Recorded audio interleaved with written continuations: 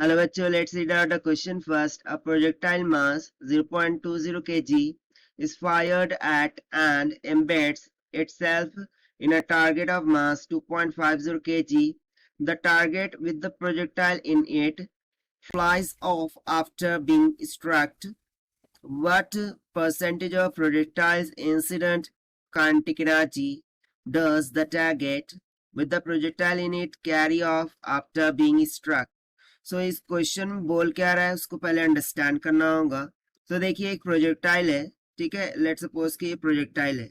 अब उसको initial speed से फायर किया जाता है। सो लेट्स सपोज कि इनिशियल स्पीड उसकी कुछ वी के इक्वल है, ठीक है, और इसका मास हमें दे रखा है, दैट इज लेट्स से इसका मास हम मान लेते हैं कि मास ऑफ द प्रोजेक्टाइल जो क्या गिवन है 0.20 kg के बराबर। अब इसको क्या किया जाता है, इस तरीके से छोड़ा जाता है। अब ये क्या करता है, एम्बेड्स हो जाता है किससे, टारगेट से, ठीक है।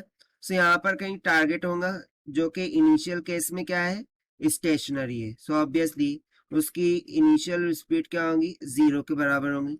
अब ये टारगेट क्या हुआ फाइनल केस में, ये जाकर के ओके सॉरी जो प्रोजेक्टाइल है वो टारगेट को जाकर के इस तरीके से एम्बेड हो गया, यानी कि उसके साथ मिल गया।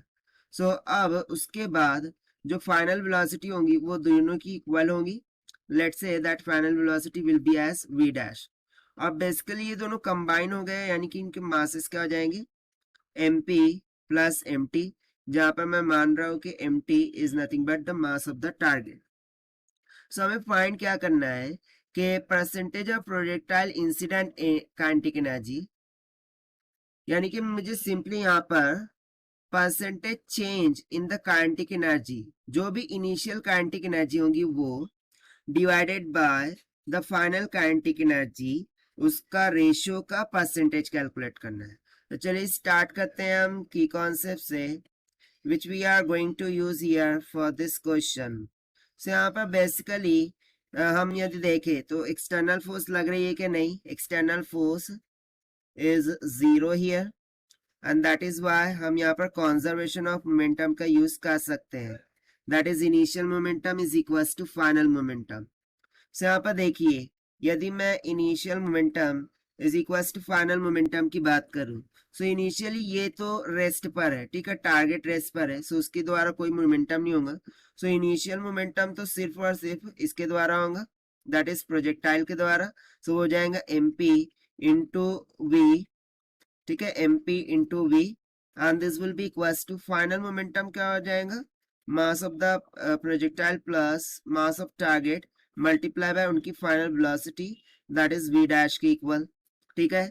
एक ये इक्वेशन हमें मिल गई। सो यहाँ से देखिए मुझे क्या मिल जाएगा, मुझे v डैश बाय v इसका एक रेशियो मिल जाएगा, that is mp by mp plus mt के इक्वल।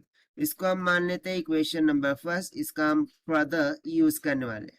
अब जैसा कि हमें फाइंड क्या करना है, परसेंटेज, ठीक है, percentage of projectile incident kinetic energy thus the target carry off after being, ठीक है। so यहाँ से हम सिंपली बोलते हैं कि जो percentage of projectile kinetic energy, so ये किसके इक्वल होगा, ठीक है। सो ये किसके इक्वल होगा, जो भी फाइनल काइनेटिक एनर्जी है वो, दैट इज 1/2, फाइनल में तो मासेस दोनों ही है, that is mp plus mt, तो दोनों मास आ जाएंगे फाइनल वेलोसिटी का होल स्क्वायर। इसको हमें डिवाइड करना होगा इनिशियल काइनेटिक एनर्जी से, that is 1/2 mp into V square, क्योंकि यहाँ पर टारगेट क्या है, 0 पर है, सो उसके लिए काइनेटिक एनर्जी नहीं होगी, और इसको हमें मल्टीप्लाई करना होगा 100 से ताकि हमें परसेंटेज में मिल जाए। So that will be equals to, यहाँ से यदि मैं फर्दर सॉल्यूशन देखूँ सो क्या हो जाएगा, 1/2 से 1/2 कैंसल, ठीक है।